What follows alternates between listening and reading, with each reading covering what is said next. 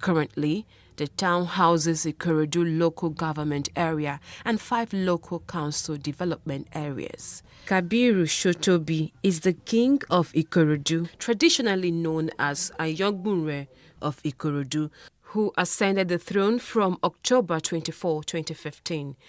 The name Ikorodu came about from people whose ancestors descended from the Remo stock of Yoruba tribe who came to settle on a plateau and named it Ikorodu, a shortened word from Oko Odu, which literally means Odu, farm.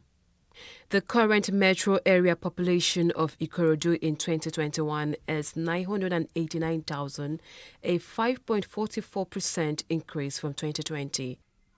Trading, farming, and manufacturing are some of the things Ikorodu is known for. Ikeja is the capital of Lagos State, formerly called Akeja. It was named after a deity of the Awori people of Ota, who originally settled there. The area was invaded for slaves until the mid-19th century. Ikeja, an abbreviation meaning of Ikorodu and Ekpe joint administration, was coined by colonial administrators for ease of administration. It is the official seat of the governor of the state, where the state secretariat is also located. It is also where the domestic and international airports are located. Its population as of 2006 census is 330,196. Ikeja is home to one of West Africa's largest gadget markets, popularly known as Computer Village, and home to a shopping mall known as Ikeja City Mall, which is the biggest mall in Lagos mainland and also has a cinema. These are some interesting places that make Lagos a world-class destination.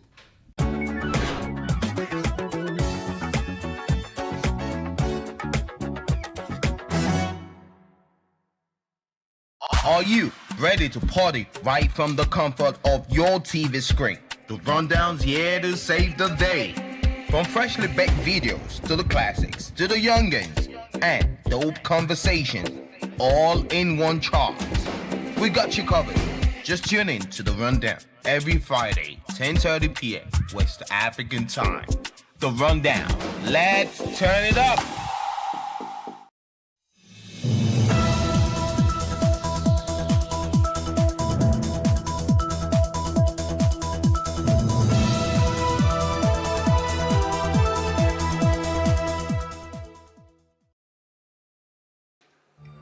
The International Consortium of Investigative Journalists, ICIJ, releases the Pandora Papers, which exposes financial secrets of rich and powerful and implicates 10 Nigerian politicians.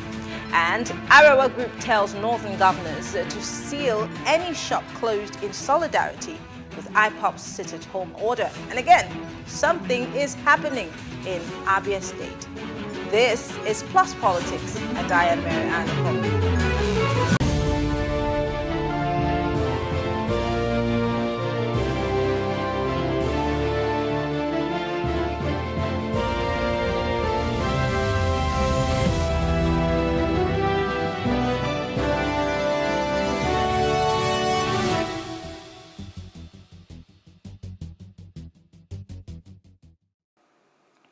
The Pandora Papers are cache of about 11.9 million files, which shows the secret deals and hidden assets of some of the world's richest and most powerful people have been revealed in the biggest trove of leaked offshore data in history. 10 Nigerian politicians have been named in the scandal for flouting laws and legislations as they hide assets. Among some of these are Governor Abubakar Bagudu of Kebbi State and Peter Obi, an ex-governor of Anambra State. No less than 10 Nigerian politicians have also been implicated in the Pandora Papers, at least 8 African countries featured in the document. Well, joining us to break this down is Ladipo Johnson, a legal practitioner, Kofi Batels, a broadcast journalist, and Agogo Obo, a foreign affairs expert. Thank you very much, gentlemen, for joining us. Thank you. Thank you very much. All right. I'm going to start with you, Agogo, because it's not just a Nigerian situation, it's an international situation. And as I stated in the opener, we have several countries, including African countries, and Nigeria has 10 politicians and highly placed individuals in that particular expose. But let's start with the guys on the international scene. We see, not necessarily directly, but we hear that Putin is one way or the other linked to some of these leaks. We've seen the Czech Republic Prime Minister, we've seen former Prime Minister, British Prime Minister Tony Blair, we've seen the King of Jordan. I mean, the list is such a rich and very famous list. Let's start by looking at the personalities of these people and what this could do, the damage that it could do to, their statuses. Yeah, it's remarkable. When you compare this with previous releases that have happened, there was the Panama Papers, you remember, a couple of years ago. They also had the Paradise, all carried out by the ICIJ also too. So in context, many of the things that they've put out, many of those names you find there have also been previous releases which have been put before this this put out before this Pandora box. We're going to go Panama and Pandora box. Yes, so you have many of those names replaying and repeating themselves. And what many people have argued, which I'm sure Ladipo Jones will help explain to us, is the difference in whether they've exactly done what is illegal or the hypocrisy, like former UK Prime Minister Tony Blair has been mentioned, saying that, for example, you've been very, very loud and outspoken about people, the rich, exploiting the systems and not being able to pay the taxes. And then at the end of the day, you go and then you find a way to not pay the taxes that you should pay in the £6.2 million real estate investment where he's been mentioned with. So those are some of the things. I also took a lot of interest in the African leaders' names that we mentioned. We have the Kenyan president, Uhuru Kenyatta, who's been mentioned. And interestingly, what he said directly was that he's doing something now. When he gets the opportunity, he will have the opportunity to respond, but he thinks it's going to be an opportunity to look at the transparency behind the entire thing. It sort of sticks to the sort of approach he wants to go around this. And if you listen to many people in Nairobi, the Kenyan capital, they seem, we'll play along with what the president is saying. He's not saying that what he did was right. He's saying that give me the opportunity to explain what exactly has happened. And it's an interesting angle that is taken. A lot different from people like the Gabonese president, Ali Bongo, whose family has been in power through his father, Omar Bongo, in the 60s up until now. His name is mentioned together with neighboring Congolese president, Denis Sassou Nguesso. These are people who've run shadowy governments for a long while. They've been in government for multi-decades. And I don't see how this will in any way change the perception within their people. I mean, they've held on the reins of government irrespective of what the Western world has taught. So it's interesting to see a number of African leaders who have been mentioned. There's a former Prime Minister of Mozambique who was indicted before he was removed. He's also found his name in there. There's a Prime Minister of Cote d'Ivoire also too, who's also been mentioned in this interesting list. But it will be good to see what happens in the coming days, which more very important personalities will be put there. But by and large, I try to compare and contrast the sort of elected political office holders you find on that list in Africa compared to the rest of the world. It still pales in comparison. You probably want to see more going by the lack of transparency with many African governments. You should find more names there than what we're seeing. Kofi, we all know, as journalists, we report these things, and it was a group of journalists, about 600 of them, who came together to put out this, expose. Now, looking at, just like picking up from where Agogo has stopped, most of the African leaders, he's talking about the level of transparency. Now, we see that there's a scramble of sorts to try to, gag or do some damage control as to the leak that has already happened. But do you see any move from African presidents whatsoever? Do you see this maybe happening in the case, for example, Jacob Zuma, who's facing some case of financial misappropriation and other matters. Do you see that in other African countries, including Nigeria, taking it up for real, or are the leaders just going to let it blow over from experience? I think that, what we are seeing from the West, countries outside Africa, is symptomatic of the values they have in those parts of the world, where the leaders are accountable to the people and where they are asked and expected to come out and make, give explanations. Sometimes they apologize to the public, and sometimes they also resign voluntarily. But it will be interesting to see if African leaders who have been fingered or named in the Pandora Papers, I almost said Panama Papers like my colleague on the other side. It will be interesting to see if African leaders will toe that line. I mean, historically and traditionally, we've not been known to have leaders who resign voluntarily. Historically and traditionally, we've not known to have leaders who give 2 cents about what the people think. Even the outrage that has greeted such a revelation is not as much as you have in the western part of the globe. So I'll be surprised if we see some of the levels of explanation and alibis and we've been getting. But in terms of denials, of course, we'll be seeing that. For instance, Peter Obi, the former governor of Anambra State, and most recently, the vice presidential running mate in the presidential election, he said that he was not he was not expected to reveal to the Code of Conduct Bureau his assets, which he shared with other people, and that this company had other persons on board. It wasn't just him. There's Gabriela Investment, which, by the way, is registered in his daughter's name.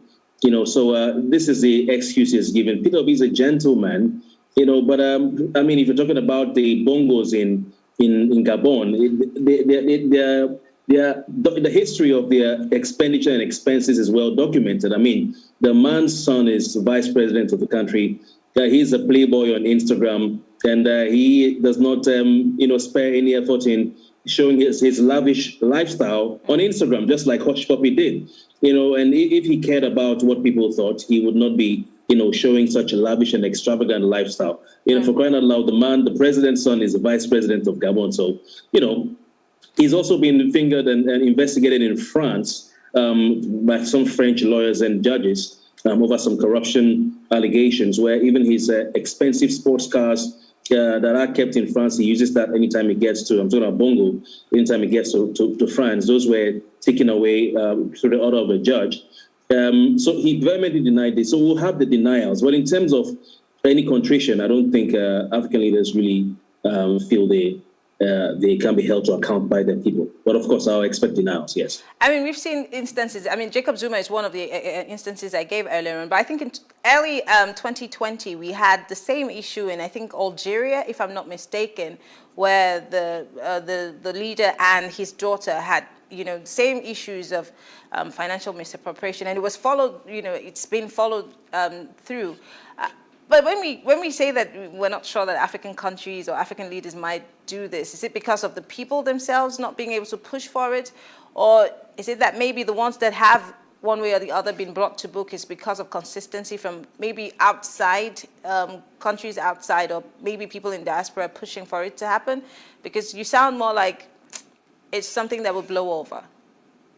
By the number of revelations we've had in Nigeria, some will say 10, prominent Nigerians, named in the Pandora Paper Leak or the publication. You'd have expected, a lot of public concentration on this, a lot of public condemnation, and even to an extent, even protests, if that is possible. We've had several Pandora Papers in Nigeria. There's a lot of it. I mean, people have been filmed stashing foreign currencies into their clothes. People have been filmed, offering bribes. People have been fingered in corruption. Investigations have been taken to court, and then they switch political party, and the case dies. There's several Pandora Papers in the last few years in the current democratic dispensation in Nigeria, nothing has happened. People have gone about their basic, their daily life. And I mean, you talk to the average man on the street, he would even justify by saying, oh, if the man who is my brother or the woman who is my sister gets into a position of authority in government and does not amass wealth for himself so he can share to his family and his village people, then he has failed. So it's almost a way of life. So you're saying, so you're saying, bottom line, that we aid and abet these people and the corruption that is going on within our country. I'm saying that civil society, the media can throw some light on it. We're going to talk about it for some time, and it'll go away. It'll go away. I was just telling someone about this issue. I was saying, you see, we have corruption in every part of the world. The difference is that they have systems and laws that are effective and deal with people. So if you have anything corrupt going on, you want to think twice about it, because when the law catches up with you, the law will be no respecter of persons. Well, in Nigeria, what are we going to expect? In La Côte d'Ivoire, what can we expect? The president of La Côte d'Ivoire, Ouattara, was part of a delegation that visited Doumbouya, who is now just been sworn in as the head of state of the Republic of Guinea, to tell him that he needed to hand over power back to a democratic president and that he needed to step aside. Now, this is the same man who went against the country's constitution, tinkered with it, and ran for office for a third term with the support of France. So Africa in general, we have laws that are not effective. I mean, presidents are able to tinker with, the Constitution, and that was what's going on in Guinea, by the way. Okay. To tinker with the Constitution to favor themselves. They're able to appoint their children as vice president, their children as ministers. We can go to Angola, where for years the Dos Santos family has been known to be very wealthy. The daughter of the president then, Dos Santos, she is one of the wealthiest women in the world. That was the country I was referring to. It was Angola, not Algeria. Yes, Angola. Angola, yes. Angola, yes. And these are families that were not wealthy and became wealthy when they were in power. So this is Africa for you, and the people will accept it as that, and will also try to see how they can get themselves a piece of the cake. Okay. To you, Mr. Johnson, it's very interesting that, we're having this conversation and everybody seems to be sounding very alike, and there's not a tint of optimism out there that we can hold on to, even as I've pointed to some of the things that have happened. But this is just as I said, we've had Panama Papers, we had so many papers. So what difference does this make for us in the country? Now, before now, we were talking about the difference between it being illegal and it being unethical. Let's draw a line between, unethical and illegal. Yes.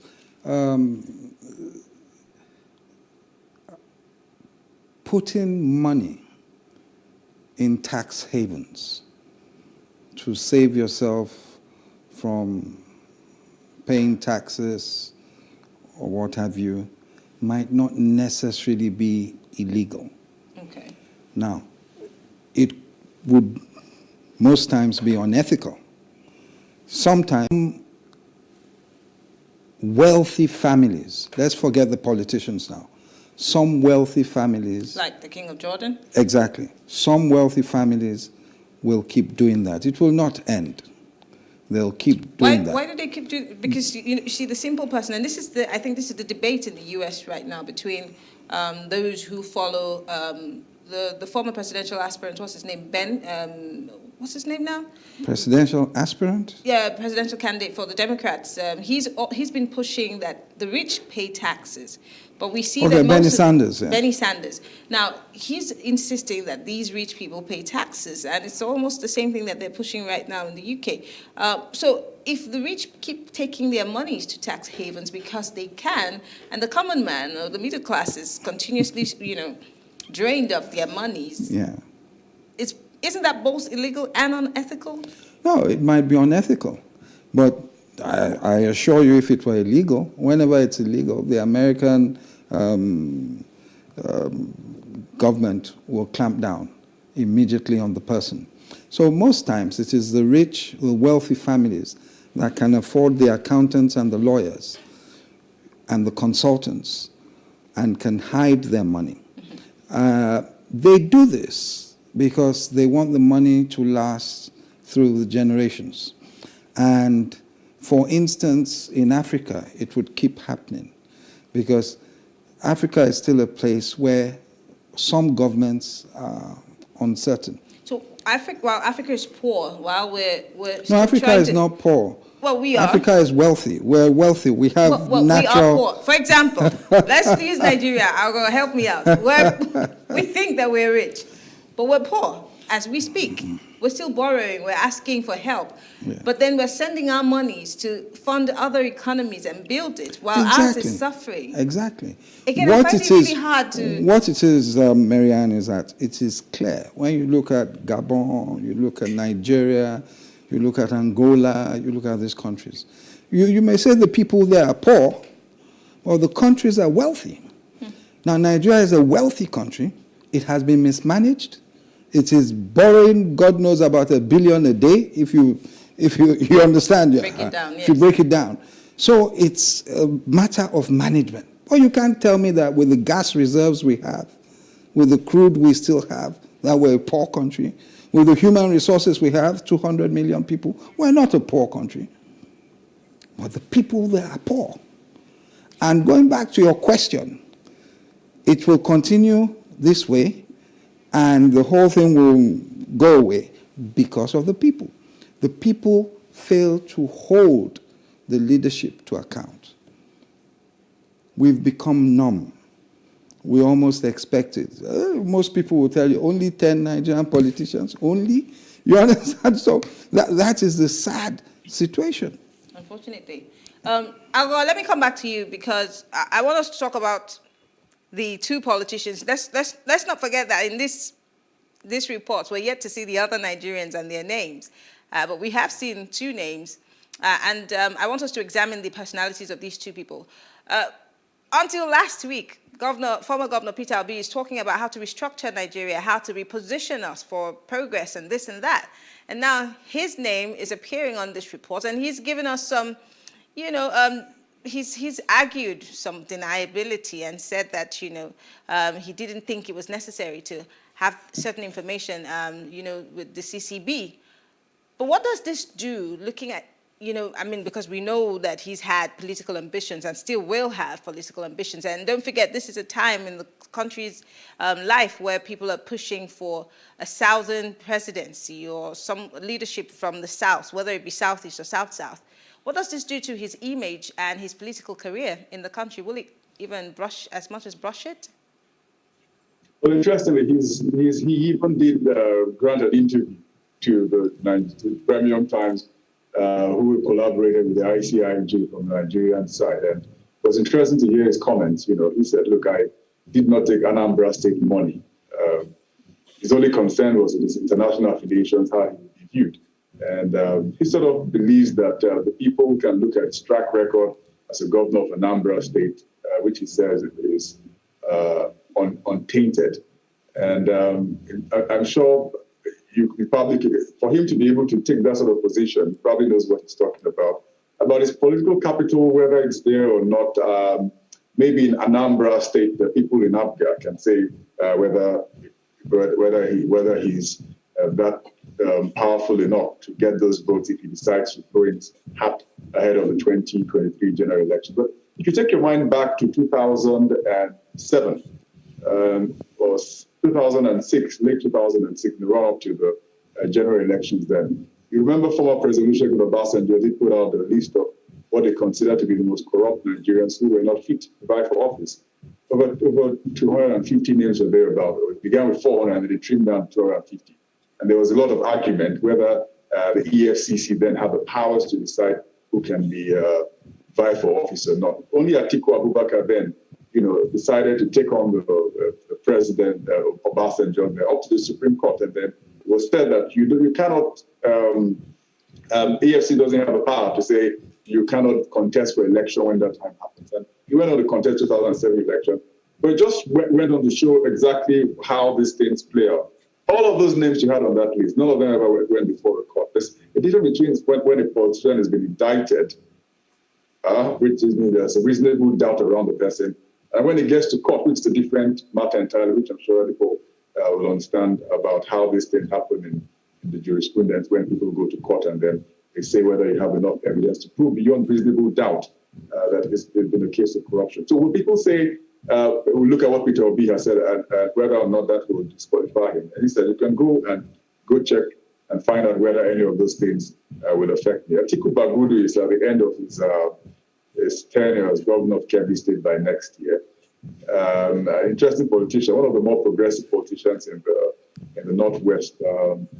Interestingly, the state hasn't been beaten by the bandit Borg the way it's hit other states like Kaduna and Katsina, Sokoto, and Zamfara State. He can point to some other interesting things that happened during his tenure. This thing about the Abacha loot and his role there has been there, There's been talk about this for a number of months. But does that not again call to question how we think and how we function in this country, whether we're followers or leaders, even including law enforcement? The fact that he had this looming and he still is a sitting governor in a state, and nothing said, nothing questioned, and now here we are again with some questionable, maybe unethical, maybe illegal issues hanging around his neck again. Absolutely. I've seen a number of comments, a number of people saying that the State Assembly, the lawmakers in Kebbi State, can call for the panel to look into and maybe start impeachment possibly. The way the state assemblies work in the country, they're just lapdogs to the executive. They say I've not seen any state governor, any state assembly. They said they carry out impeachment processes, more likely with the deputy governor, but not the sitting governor. The closest we had maybe was with Peter Obi then as governor of Anambra. But look what happened afterwards. Within a couple of weeks, the entire thing was turned upside down and he got back into office. But to imagine that any state governor serving who is mentioned in this Pandora papers, the state assembly will decide to begin impeachment proceedings. It's very, very unlikely because the governors are very powerful. They control all of the institutions. So it goes back to the question about the strength of the institutions, whether it's with the judiciary or the legislature or with the law enforcement. There's a lot of weakness in how they're able to stand up against the sort of things that we're going to see play out with, I guess, with the remainder 10 names that happen. Let me go to you, Kofi, before we come back to Mr. Johnson. Just as I has said, the institutions, as we all know, are not as strong as the men that we have in this country. But then that leaves the fourth estate to, be in this struggle somewhat alone. And we've also been taking a lot of flack as a result of that, speaking truth to power and sometimes even highlighting certain issues that have been swept under the carpet.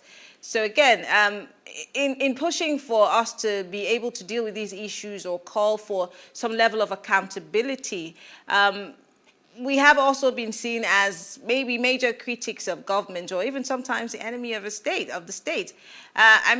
We've recently seen a publication with a lot of facts, even though we're yet to hear any rebuttal on conflicts for Boko Haram. That's a different conversation for another day. That's from a journalist.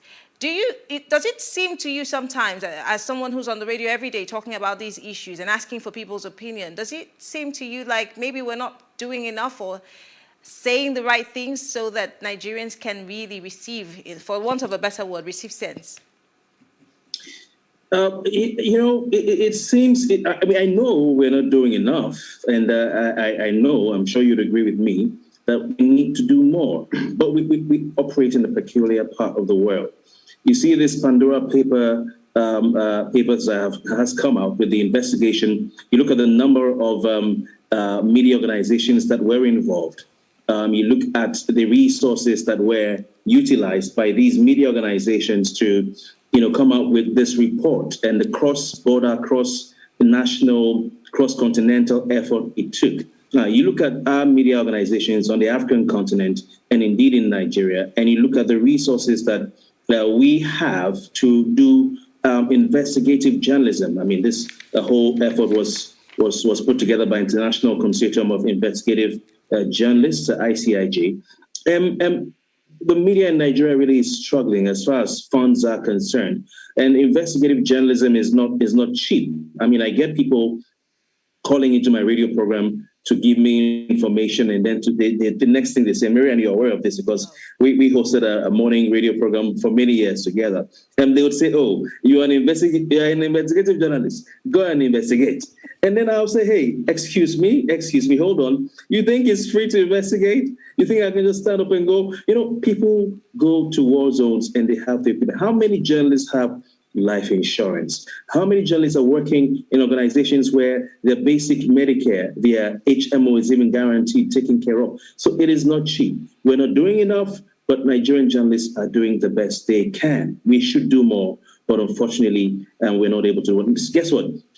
We say that the law, and I hope if the gentleman who is with you in the studio is a lawyer, my sincere respects and apologies to him. I do not mean to, demean his profession, but they say the law is a hope of the common man. In Nigeria, the media is the hope of the common man because everybody has an issue, they bring it to you, the journalists. All right, the human rights are abused, they come to you. They've taken their land, they come to you. Someone stole from them, they come to you. They have a complaint to make to government, they come to you because those in authority are not accessible. And the nearest person they can think of is the radio house, the television, the station. So a lot needs to be done, but I think Nigerian journalists are doing the best they can. We are playing a critical role. The press, being the media, is, I think, basically the only organization or a professional body mentioned in the Nigerian constitution to hold the public office holders accountable, keep them accountable on behalf of the people. So we have a critical role to play, and we need to keep doing that within the scope of our resources. Okay. Mr. Johnson, Kofi just helped you ask my last question because my last question obviously was, where's the place of the judiciary? Where's the place of the law in this? Knowing also that, recently the judiciary has had a lot of question marks, around it. And just as he said, it used to be the hope of the common man, but now we're not really sure if that's where we want to go. But let's see how you defend the judiciary and, of course, the law profession. For instance, the legal profession is still the hope of the common man. Unfortunately, with the state of the economy and the fact that governance is no longer being done for the benefit of the people, I make bold to say, access to justice is very expensive now. Someone comes into your office, this happened to me, the police did this or that. You say, okay, we have to file.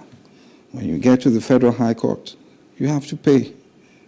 You understand? And then there are times where you have costs that run up, and it becomes expensive for those who are indigent, those who cannot afford to pay and do what they should do.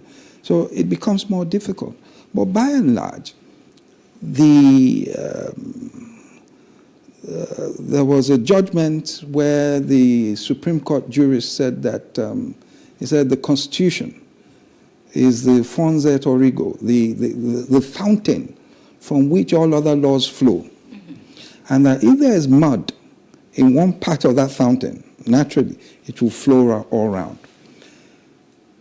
The situation in the country now is that corruption has become cancerous. It's at all spheres of government, society, schools, universities, churches, mosques, you name it. And the problem there is that when you have that, it is bound to seep into the judiciary. It's bound to seep even into the EFCC. So who checks the exactly. legislature? Where who checks do we, the executive if the you judiciary see, itself is... That's the problem. You see, those who are within the corridors of power, decision makers, I don't think they're up to 2% of this country. You understand? So if the people themselves do not realize that they're being shortchanged because some people are cutting corners and are not law-abiding people, then it will continue. Unfortunately, those who are perpetrating these things are the people who we are looking to amend the laws or to implement the laws or to protect us. So we find ourselves in between a rock and a hard place, unfortunately. Yeah. But on that note, I want to cycle. say thank you, gentlemen. Obo, Kofi Bartels, Ladipo Johnson, thank you very much for being part of the conversation. I appreciate it. All right, well, we'll take a short break, and when we return, we will be discussing what's happening in the Southeast and, of course, the advice the Arawa Group has for northern governors as regards IPOB sit-at-home order. Back shortly.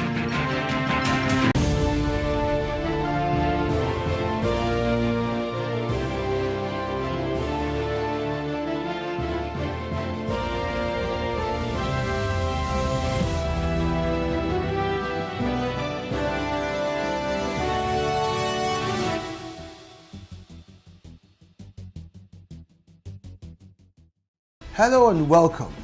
It's Nimasa This Week, the Voice of Maritime.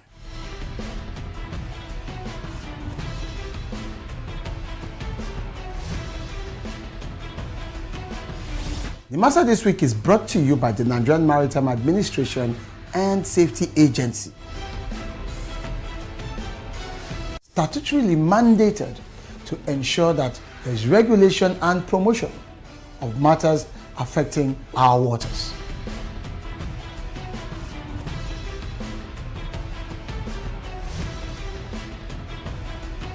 NIMASA bears responsibility for search and rescue, shipping development, and ship registration.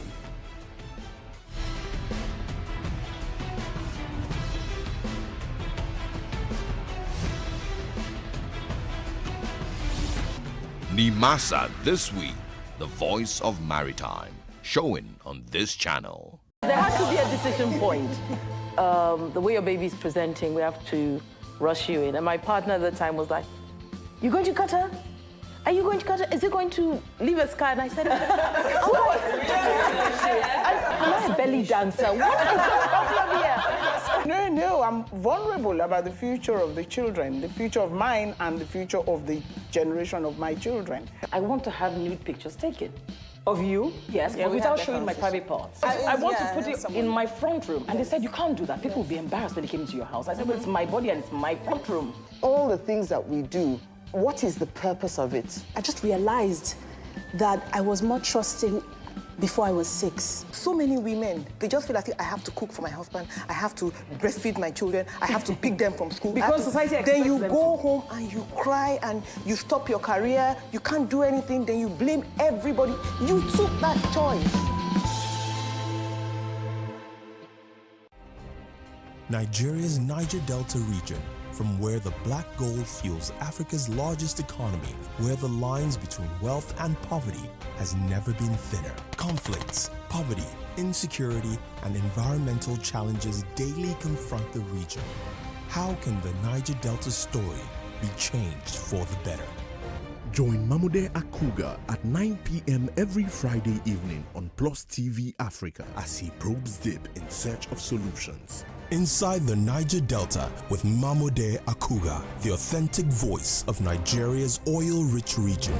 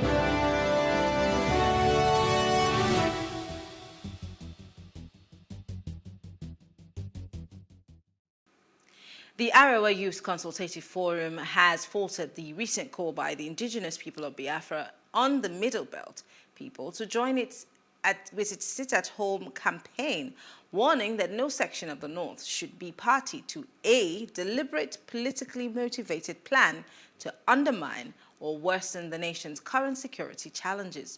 The AYCF has said that since the governors of the Southeast seemed satisfied with the activities of IPOB, they hope they will continue with the sit-at-home for another 10 years. Now, they also went on to add that they will resist the exportation of IPOB activities to the North. It called on Northern leaders and governors to step up action in order to ensure this outlawed terror gang called IPOB, that it does not infiltrate the region, and that the governors must ensure that any Northerner who shuts down his shop in solidarity with IPOB, that shop should be sealed forever.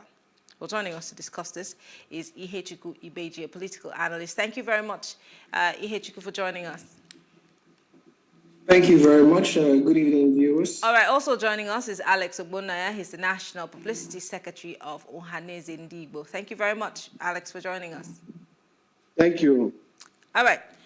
So I'm going to start with you, Alex, because the Northern youths are making a very serious, statement here, saying they do not want to export what's happening in the Southeast to the North. And they're also saying that it seems that the governors in the Southeast are satisfied with what's happening in the Southeast. So my first question is, what exactly is going on in the Southeast? Because we keep hearing these stories and we're getting these reports of either some killings, unrest. We've seen a high-profile kill, a murder of the former NAFDAC boss. Her husband was killed recently. We also saw the house of an APC chieftain here in Lagos that was burned down, and we've seen several stories. So what exactly is going on in the Southeast? Going on is, I want to believe that every Nigerian knows what is going on in the Southeast. But sometimes they don't want to state it as it is. The point is that certain people feel that they are not wanted in the governance structure of the country, that they are marginalized. If you can look at the security architecture of the country, out of the 14 of them, no Igbo is in any one of them as hidden any one of the security architecture in the country. If you look at the grade A ministries, you find out that no Igbo is found worthy to occupy any. And also the statement made by the president when he assumed office as the president and commander-in-chief, that he will favorably dispose of those who voted for him and unfavorably dispose of those who didn't vote him. His body language showed that he was rather unhappy with the Southeast. So they are feeling that as a president, is a president and like a father to all. The issue of you voted me or you didn't vote me should not count. If you look at the appointments made by the presidency, you see that they are lopsided against the Southeast. So they are not happy about it. And that's why the agitation, So that is the source of the agitation. We are saying, I hope you understand. So whatever thing that is going on is as a result of agitation. That's what is going on. Fine and well, you're telling me that this is an agitation, but I'm trying to understand the part of the agitation where you kill your brother, you destroy your own businesses, you destroy buildings and facilities that are in your communities to help your people. I'm trying to understand how these types of agitation would help your cause. Yeah, what is happening in that killing, just like when they had NSAS, some criminals cashed in on that and hijacked NSAS and gave it a criminal coloration. The same thing with the agitation that is going on, creating a siege environment, and some people went to bring in some other people from outside the Southeast that are perfecting the killing. Who are these people who went to bring other people outside the Southeast? By what we had from investigation going on, the people who are the assassins are not Igbos. They are not Igbo people. You know, people are hired from outside the southeast to settle some scores. Sometimes business, sometimes politics. So, but the truth of the matter is that the agitation has created a siege environment in the southeast. And in a siege environment, there is chaos, there is anarchy of a kind, and everything is being let in. So that is the position. Interesting. Ihe, let me have your 2 cents on the situation, because he said these are agitations. These are people who seem to not be satisfied with how government has been run, and the South is getting the short end of the stick. And just recently, there's been tension in Owerri. There's also been tension in Aba, as how hoodlums chase pupils and traders out of schools and markets. Again, I remember sometime last week or 2 weeks ago, we interviewed people in the Southeast, and they said they were tired of the sit-at-home because they needed to make money. They needed to be able to feed their families. And these people have decided to go back into their places of businesses, and schools have reopened. But there are people who are saying, go back home. It does bring to question who really is running the Southeast. Is it the governors, or according to the Ohanese chieftain, hoodlums? There are two great groups of people. Sorry, you know, sir. Sorry, this question is for Ihechi. We'll come back to you. You know, thank you very much. I said it here some time back. Agitations that turn into situations whereby people are being killed become a bit criminal, because what happens is that it models up. You don't know who's in charge and who's not in charge. And that's exactly what's going on right now.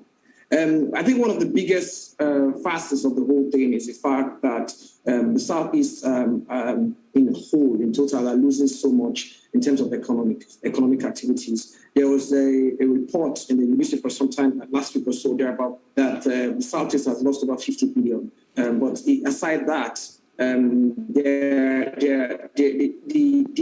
losses in terms of economic activities is unquantifiable.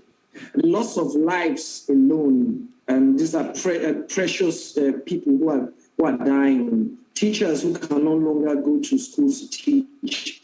Students who can no longer go to schools to get it. A lot of these service states are predominantly civil service, so to speak. And then the ones that are business areas are completely shut down. So those are the areas that we need to look at. Now, for who are the people running it?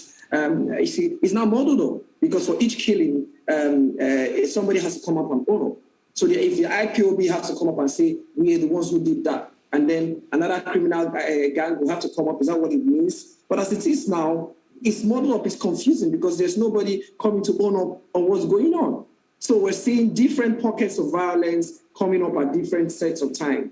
You get what I'm saying? And that creates for a real major problem, a real warlike situation. You know, I think at this point, if I may, the governors need to take greater charge. It's not enough for them to say students should go back to school, go back to shops. You're not providing them with security. You tell them to go back to schools, go back to shops. The same people will chase them back. It's not enough to hold meetings. And then after holding meetings, when you hold meetings, and then after holding meetings, you come out and you say that this is what you've come, this is your conference, this is what you've decided. You have to put action to that meeting, to works. You have to find a way to coordinate your security architecture to protect the people. At the same time, you have to also dialogue with the people. You have to dialogue with the people who are agitating and bring them together with the central government. And you also have to do with central bodies, central organizations like the Ohanese Ndibo to seek their advice, because you need to find a solution, and fast. But let's look at the conspiracy theories that are out there, because I'm going to go back to Mr. Bonaya, but before then, he made some, theory that this might be something that's sponsored from the outside, that this might be the hand of Esau of sorts, trying to make the Southeast look bad, especially at a time where they're asking for, a spot on the table. Do you buy into this conspiracy theory, and why would you think that, if you do agree, why would any outside hand or influence be causing this sort of mayhem in the southeast? My point in answering this question, but I'm going to answer it, is very, very straightforward. And that's because the beginning of the agitation was based on the IPOB's agitation for more, based on the IPOB's agitation for their leader who has been incarcerated, so to speak. Now, in every such situation, you can't get this kind of hijacks. But who do you get to eventually blame? It's the person who starts it. So how do you then figure out? And that's where the problem lies. How do you then figure out who's a criminal and who's not? And that's the problem. So you can't answer this question in a one-size-fits-all. Criminals will definitely infiltrate. Any fertile ground for them to operate, they will take that opportunity. And that's why the agitation must be in such a manner that it is clear-headed. You must be able to identify who the leaders are. And you must try as much as possible not to include criminal activities in it. And that's exactly what it is. If you recall, even the NSAS protest, right down to when the panel sittings were going on, the leaders of the NSAS always came out to say, look, we're not part of the criminal activities. These are the orchins who infiltrated. So there was always that, even there was no belief, there was always that clear demarcation. And that's exactly what it is all about. Okay. So in every war, the shrapnel of a bullet can go anywhere. And that's what's going on right now. Back to you, Mr. Bonaya. It's incredible that, and it's a question sort of that Ihechi is asking. If IPOB is not responsible, why is IPOB not speaking up more often? Why is IPOB not asking for some form of a handshake across the table, or maybe even asking for a dialogue of sorts to happen? Because if we think, or you think, or IPOB members think, and supporters of IPOB think that there's some form of outside influence, why are they not stepping up to the plate to douse this tension and go about it in a better way? Because, like Ihechi has said, the Southeast is, of course, still going to, one way or the other, benefit from the negatives that come, the negative outcome of all of these agitations: death, bad economics, and, of course, destruction of life and property.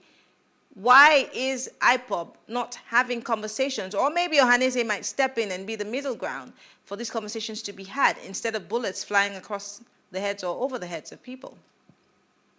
Well, evidently, IPOB has issued statements. They are not in support. They are no longer in support of the sit at home. They issued the statement. When Dr. Akwiri was assassinated, IPOB came out openly to say it's not the handwork of IPOB. No, they are speaking. In fact, they are regretting that some of these things are being heaped on IPOB. They are already making statements that they don't have hands in what is going on anymore. But is that enough? Putting out statements, is that enough? Is that enough to deal with the issue? No, I'm taking your question. Say, why are they not speaking out? So they are speaking out. They are saying they don't have hand in the killing. They say they are no longer interested in the sit at home. They made it clear. I hope you understand that the sit at home is no longer by them. But you still find some other people enforcing it. That's why I say some other people are cashed in on the stage environment. They begin to enforce it, creating problem all over.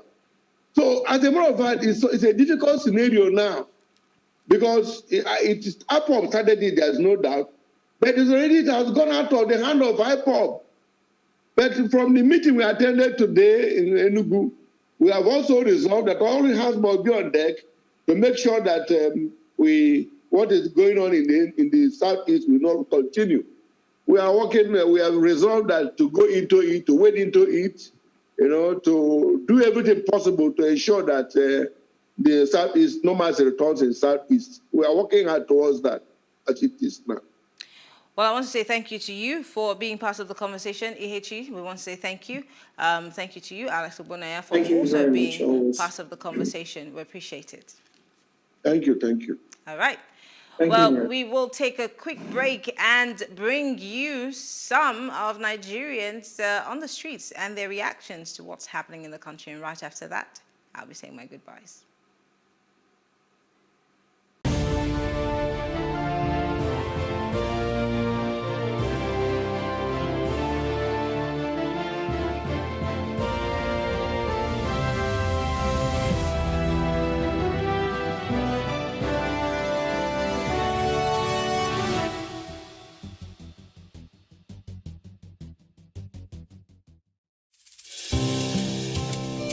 for me, I wanted to change that culture. I didn't believe that until you see a white man or you see a foreigner in the kitchen before you can believe that, you know, good food is going to come out of that kitchen.